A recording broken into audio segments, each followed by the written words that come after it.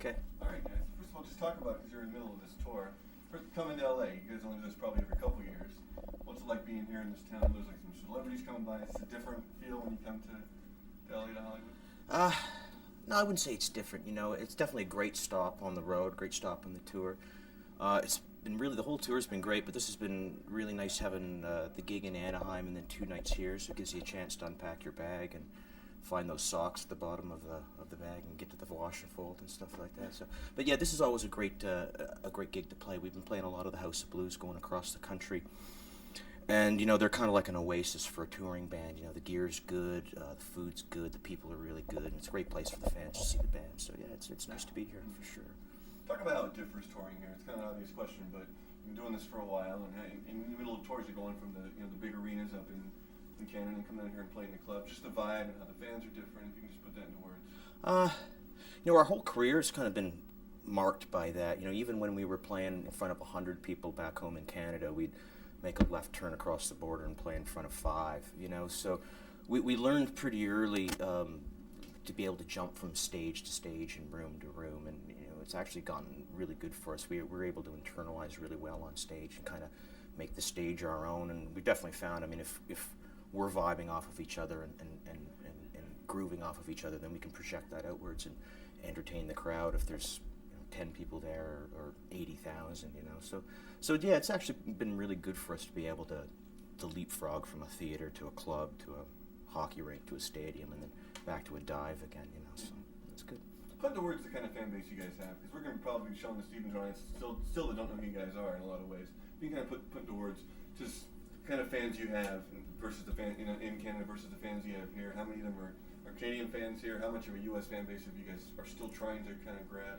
Yeah, I think of our whole career, I mean, we've been really fortunate. I think our fans are really, really good. We get the same sort of following in the States that we do in Canada. It's marked mostly by people that really know the band really well. You know, I think once people see us live and get turned on to the music, they kind of delve into the history of the band a little bit.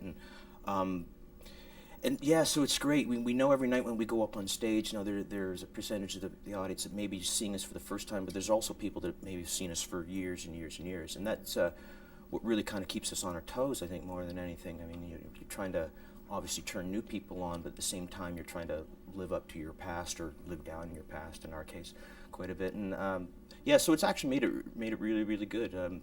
Like I was saying earlier, I mean, because we're doing a bunch of multi-night stands, we know there's going to be a percentage of the audience that's going to come to both shows, so that gives us a chance to dig a little deeper into some of the older records and play stuff that we haven't played for a while and change it up, and that makes it really interesting for us and more fun for us, and I think that translates to the crowd, you know.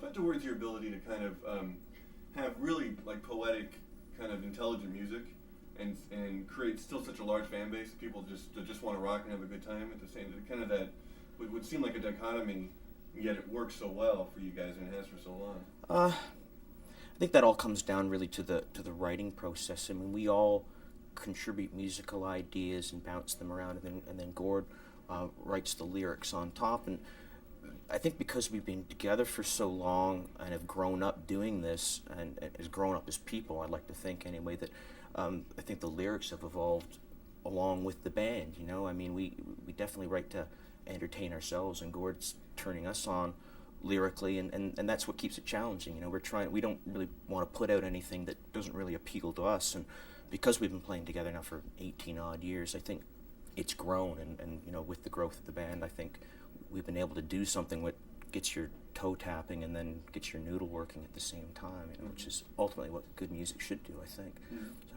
Talk about approaching this record after your solo album, what that was like. Was it any change? Was it kind of nice to all be back together, or was that not even noticeable amongst you guys? Well, it's definitely always nice to be together, for sure. You know, we had a little bit of time while Gord was out touring for Coke Machine Glow to assemble some good ideas, and it was actually really remarkable when we got together and first started writing for Violet. We were all really on the same page without really having previously discussed it. You know, the ideas that the guys were bringing in were all, you know, very up-tempo, kind of oriented towards what the band does live. And I think we all sort of felt that, we wanted to make a more minimalist record and a straight ahead record, and sort of harkening back to a few records ago. And yeah, it was great. I mean, anytime we get a chance to get together and throw out ideas, I mean, that's the most fun. I think that's what really keeps us coming back for more. There's never any lack of musical ideas, and as long as that keeps rolling forward, I think we'll continue to keep rolling forward.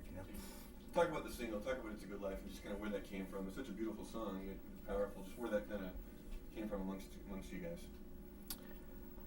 That was among the last songs that we actually got working on before we went down to the Bahamas, and it was a guitar riff that Robbie brought in a fairly odd key for us, and I think that was kind of the cool thing about it to start. And then, correct me if I'm wrong, I think Gord started rapping the lyrics really quickly right on top. It was a phrase that our road manager's mom, Molly Lorimer, had used, and I think it's got a great universal sentiment to it, and Gord worked it really nicely into this little piece that Robbie had brought in.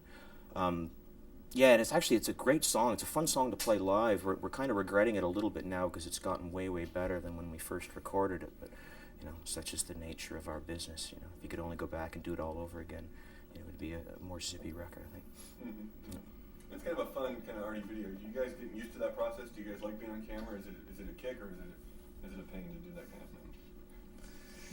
of thing? It's fun. Ante Kovac was the director for the last video. He definitely made it a lot of fun on the set, and I think that's the key.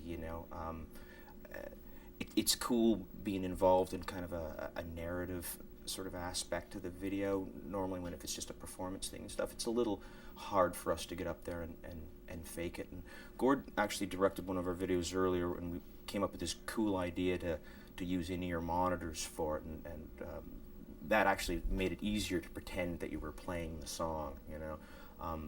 But yeah, we're hoping to work with Ante again and sort of carry on the narrative that we began in the first video, and that holds a certain amount of appeal for us. We're definitely not film stars or anything like that. The process is long, and it makes for long days, but I guess as long as the result's there at the end of the day, it's what it's all about.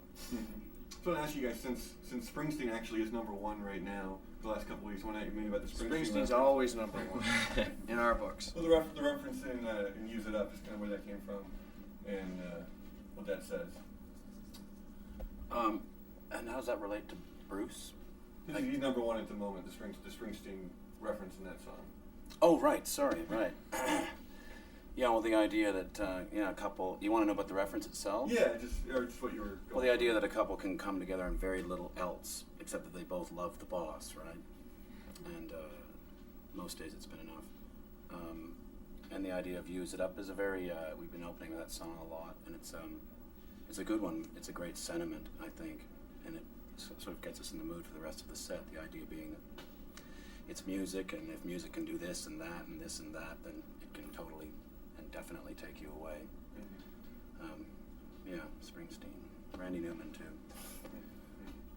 Do you guys have other inspirations, people that you still look to at this point in your career as like the giants that you still hope to kind of attain, or? David Bowie, definitely. We all listen to David Bowie a lot on the bus.